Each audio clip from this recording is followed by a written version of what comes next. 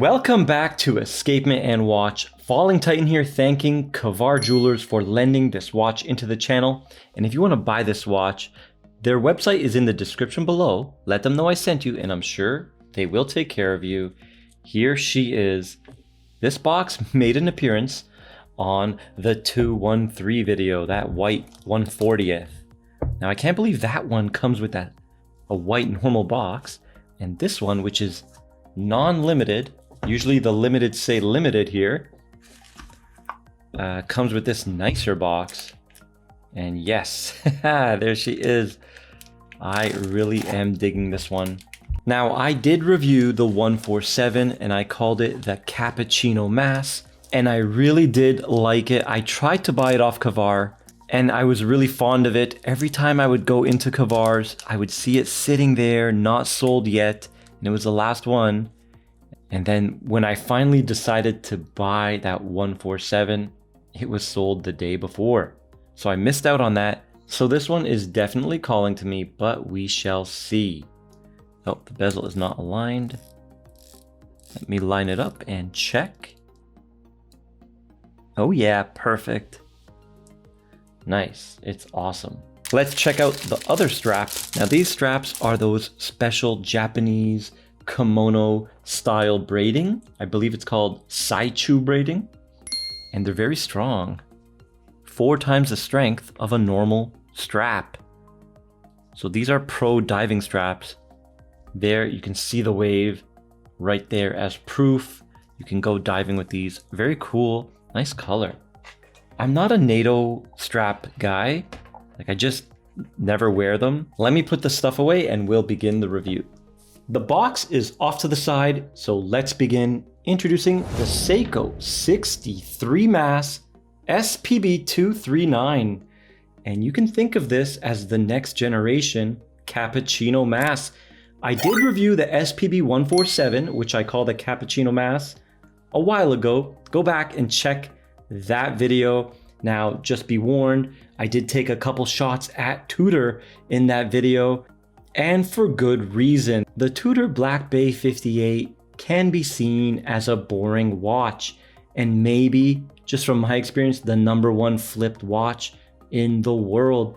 Us watch collectors are always searching for the next deal, the next purchase, and I check the watch exchange a lot, almost daily, and I always see 2 to 3 Black Bay 58s on there.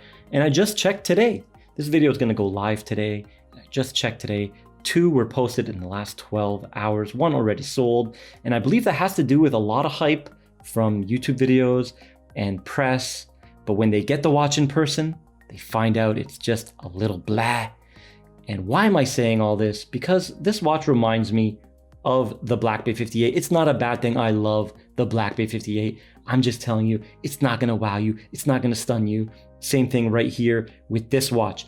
It is a beautiful, subtle, honest looking watch, reimagining the iconic 62 Mass, bringing it into a more modern case design with a lower center of gravity re-engineered by SEIKO. One of the bragging points SEIKO said is that lower center of gravity. This is gonna hug the wrist like no other. And as you can see, it does have a beautiful high polished bevel on the shoulder blade going all the way across that gentle curving case. It is so handsome.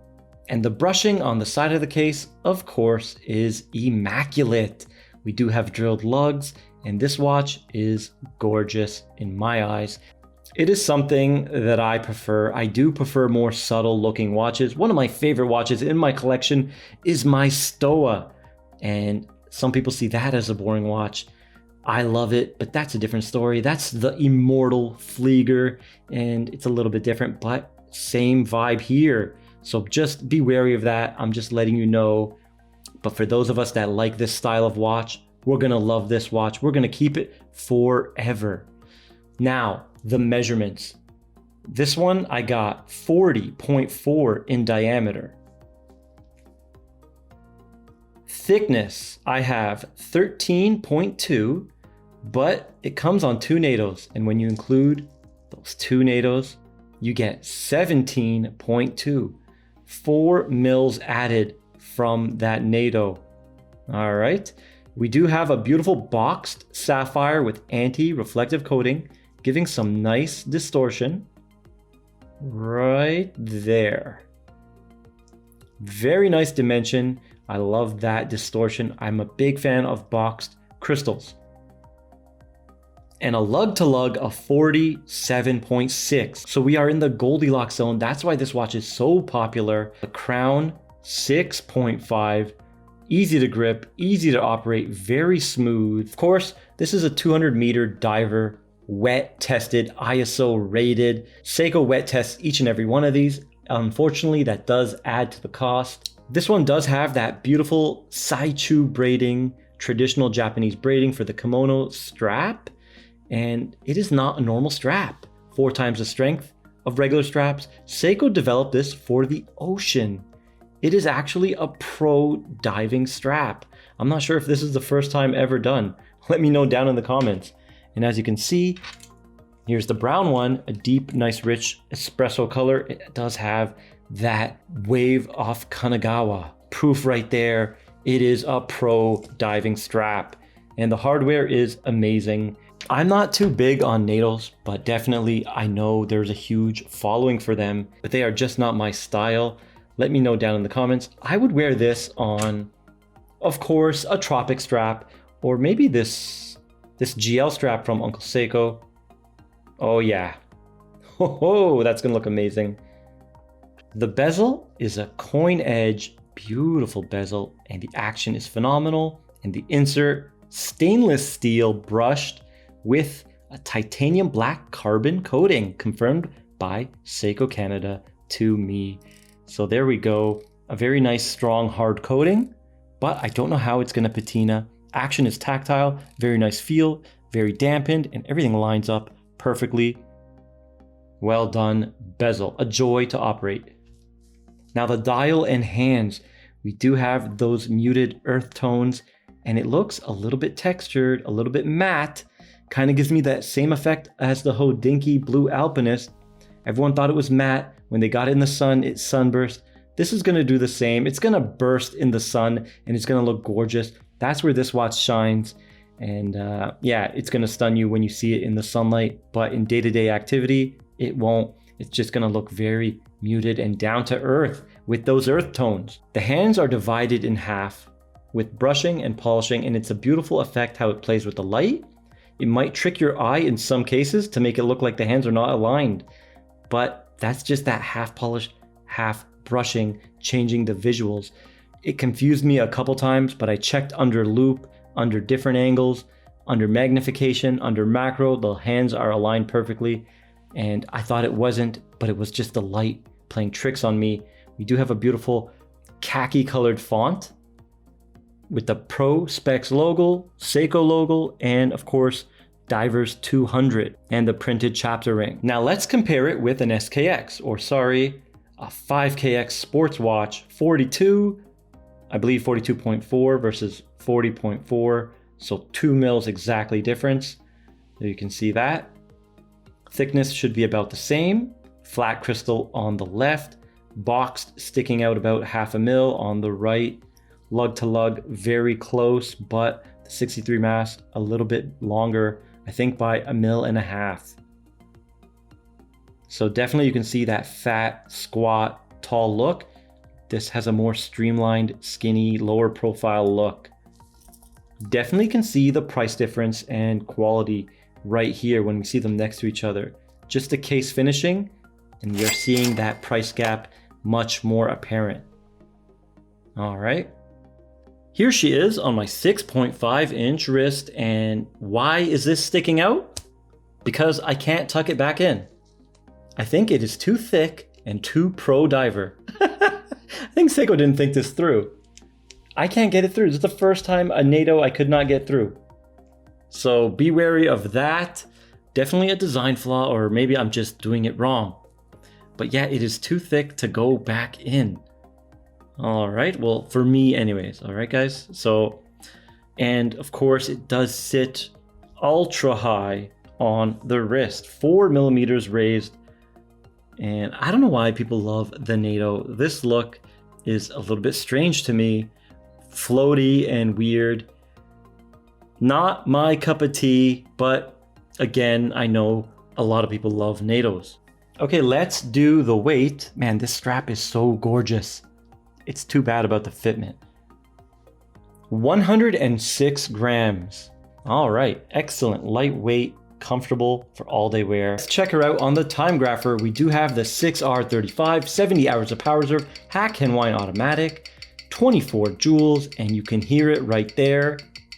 That is the low beat, 21.6 VPH, good for reliability and longevity, not good for that smooth sweep we like to see. Now the numbers are -1, -2, -2, 0.0 milliseconds in beat error, a very strong 278 amplitude, wow, and -2. We're gonna do 8 rounds dial up, 8 rounds 12 down, and we're gonna see an average, what most likely it is gonna be on the wrist. And -1, this one is performing pretty well, I can't complain. So in the beginning, we had a lot of amazing 6Rs, but recently we've been getting some bad ones. So maybe this one is looking to turn that around again. Let's see, -2, -2, and the 8th and final round. Looks like it's gonna stay, yep, -2. Okay, here is the 12 down report. And we do see it is getting a lot faster, +10 as the first number. We did get a dip in amplitude, 223. Still healthy for this movement. This is normal. And we did get 0.2 milliseconds, so an increase in beat error.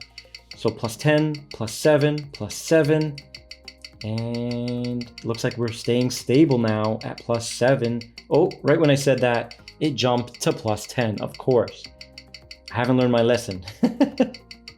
4 more rounds remaining. So when we average the dial up with the 12 down, we're gonna get a rough idea. And +10, ooh, speeding up at +12 with the amplitude dip. So this one, as it weakens, it speeds up apparently. All right, now we have +7. Ooh, it's doing better. So let's see the 8th and final round and average it out. +7. All right, so on the wrist, what is this one gonna perform at? I don't know, maybe 4? Here is the LUME shot, a pleasant surprise, blue LUME. SEIKO LUME Bright is usually green LUME, so it's nice when we see the blue LUME. Very nice. I wish they did this more often. I'm just such a big fan of blue LUME. It's so gorgeous.